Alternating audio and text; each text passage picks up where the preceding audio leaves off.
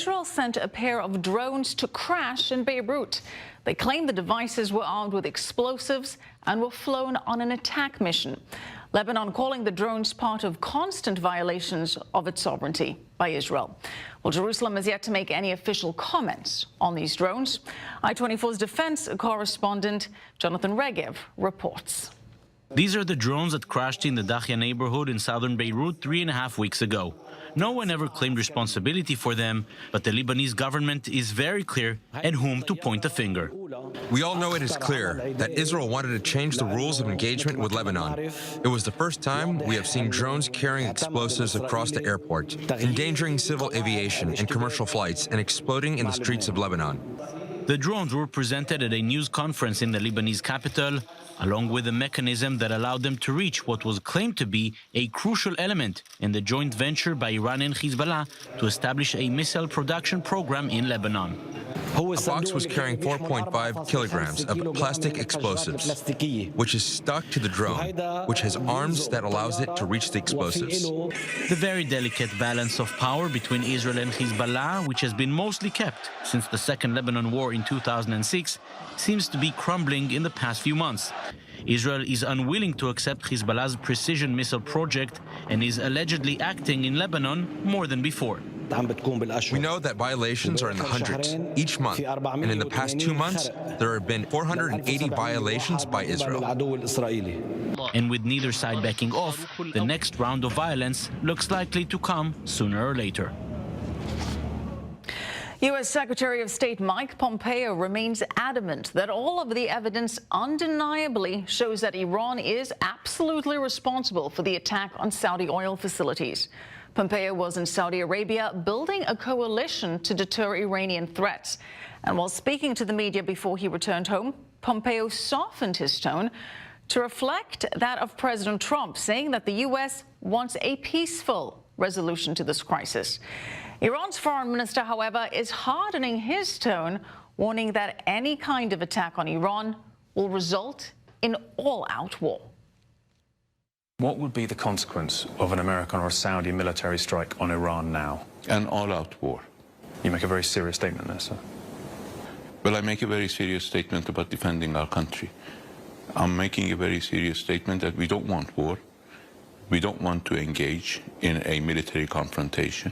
We believe that a military confrontation based on deception is awful, will have a lot of casualties, but we won't blink to defend our territory. Joining me now, Matt Brodsky, a senior fellow with the Security Studies Group, and Dr. Imran Foroutan, chairman of the board for the Iran Liberation Congress. Thank you both for being with us. Iran threatening an all-out war. There has been some kind of speculation that a reasonable retaliation for the Saudi oil facility attack would be the U.S. or the Saudis taking out some kind of Iranian target, but not in Iran proper, perhaps in Syria or Iraq. Do you really think Tehran is going to make good on that threat? Hi, Michelle.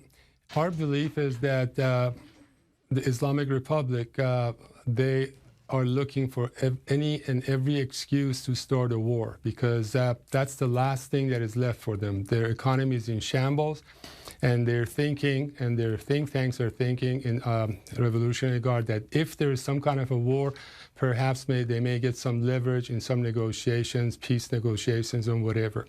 We have news, as you know, that Qasem Soleimani of the Quds forces has been this week in Iraq. Maybe he still is, and he's actually ordering the terrorist groups that he supports to start attacking U.S. Properties and U.S. assets, because they know if they attack U.S. and maybe even Abu Dhabi, then U.S. and Saudi Arabia or whoever else, they may not have a choice but to take some military action. We hope that this doesn't happen because we believe that the Islamic Republic is actually falling down because of economy and the despair that the people are in, and there's no need for an attack by the U.S. Right. And so I'll pause here and I'll follow up later on. But we believe that they do want war. All right, so they want war. They certainly seem to be itching for it with these attacks. They can't expect that the U.S. and the Saudis won't want to retaliate. But, Matt, that would be playing into Iran's hands, as Imran is saying, if the U.S. does, in fact, take some kind of military action. So is the best approach here to do nothing and just keep up that economic pressure? The best approach is that the way deterrence works, as Israel has understood it and has exercised it, is to impose costs. And those costs need to be in military terms and in terms of personnel. So that is the calculation that Israel has made and has created a level of deterrence that works, of course, with Hezbollah separately and, of course, with Iran when it comes to Syria and Iraq.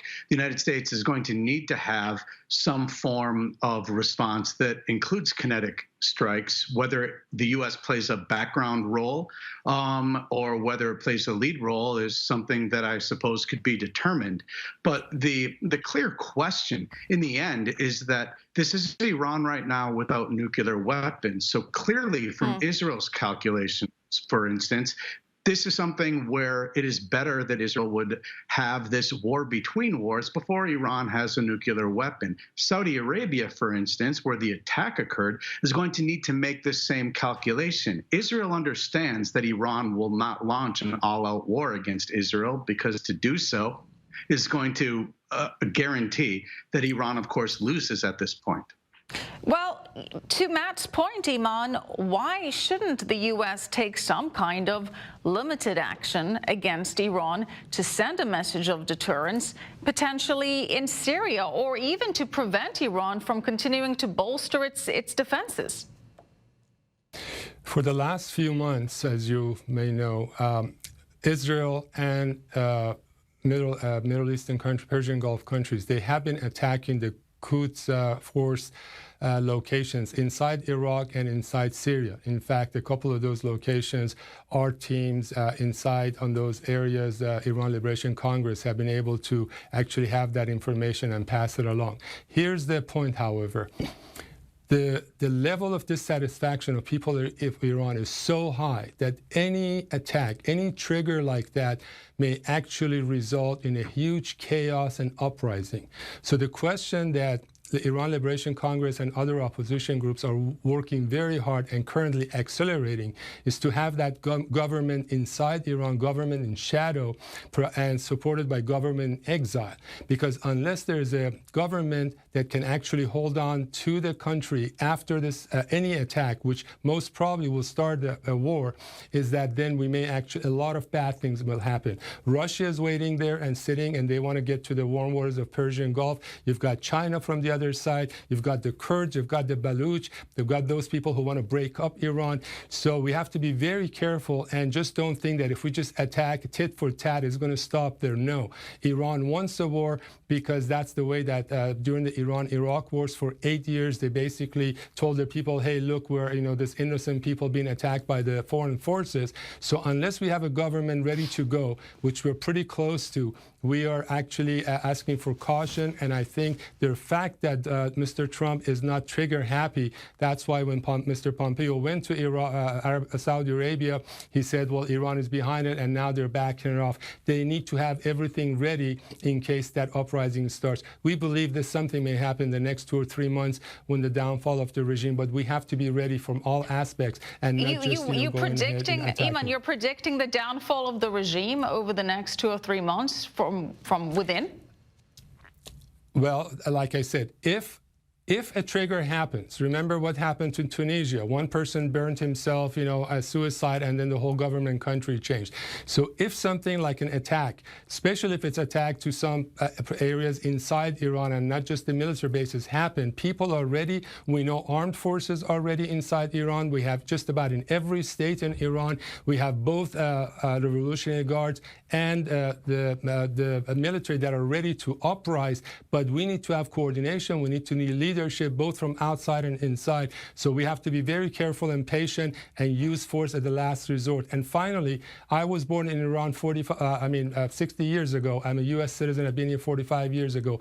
Any attack to Iran, at the end of the day, is the poor people of Iran that the United States supports and Saudi Arabia supports. So we want to minimize damage to Iran and Iranian people. Dr. Imran Foroutan, thank you so much. Matt Brodsky, always good to have you join us. Appreciate it. All right, back here in the United States, the governor of Texas has declared a state of disaster